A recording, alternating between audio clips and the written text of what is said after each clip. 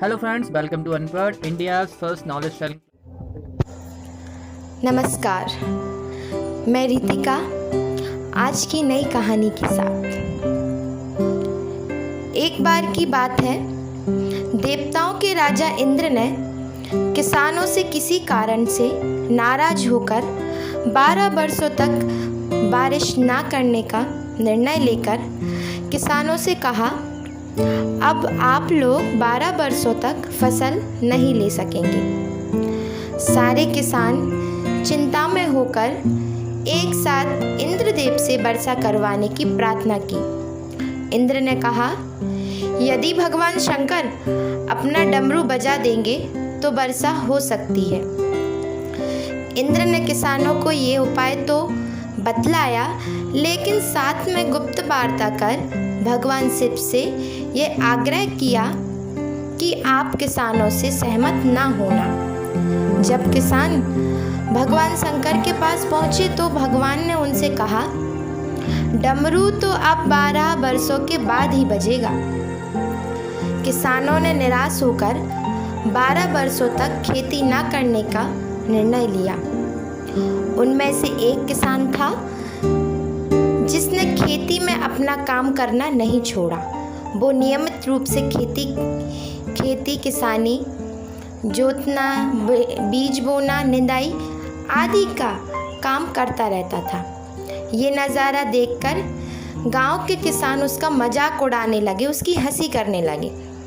कुछ वर्षों बाद गांव वाले इस परिश्रमी किसान से पूछने लगे, अरे भाई, जब आपको पता है कि 12 वर्षों तक वर्षा नहीं होने वाली, तो अपना समय और ऊर्जा क्यों नष्ट कर रहे हो? उस किसान ने उत्तर दिया, मैं भी जानता हूँ कि 12 वर्षों तक फसल नहीं आने वाली, लेकिन मैं ये काम अपने अभ्यास के लिए कर रहा हूँ, क्योंकि 12 साल कुछ ना करके मैं खेती किसानी का काम भूल जाऊँगा।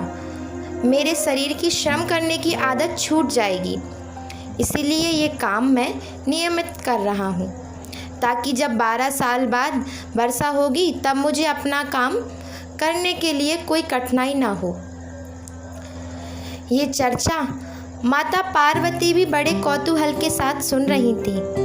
बात सुनने के बाद माता भगवान शिव से सहज बोली, प्रभु, आप भी 12 वर्षों के बाद डमरू बजाना भूल सकते हैं। माता पार्वती की बात सुनकर भोले बाबा चिंतित हो गए।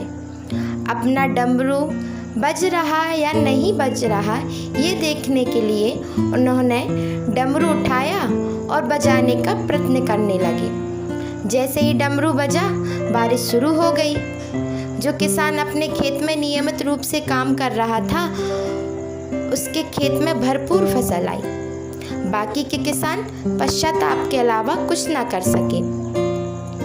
अभ्यास हमें परिपूर्ण बनाता है। अभ्यास काम करने की गुणवत्ता टिकाए रखने का सूत्र है। अभ्यास चित्त युवा बने रहने का रहस्य है। 2 सप्ताह, 2 माह, 2 वर्षों के बाद कभी तो लॉकडाउन खत्म होगा, सामान्य जनजीवन शुरू होगा, लेकिन नकारात्मकता बातों पर अपना ध्यान लगाने की बजाय हम अपने कार्य व्यवसाय से संबंधित कुशलताओं की धार पैनी करने का, अपनी कुशलताओं को बढ़ाने का, अपना ज्ञान बढ़ाने का, अपनी अभिरुचि का अभ्यास करते रहेंगे। यदि आज हम अपनी कुशलताओं, ज्ञान आदि को बढ़ाने पर ध्यान केंद्रित कर अपना अभ्यास करते रहेंगे, हम अपना काम कैसे और अच्छे से कर सकते हैं, इस बात पर अपना पूरा फोकस रखेंगे। तो डमरू कभी भी बजे, हमारी तैयारी पूरी रहेगी।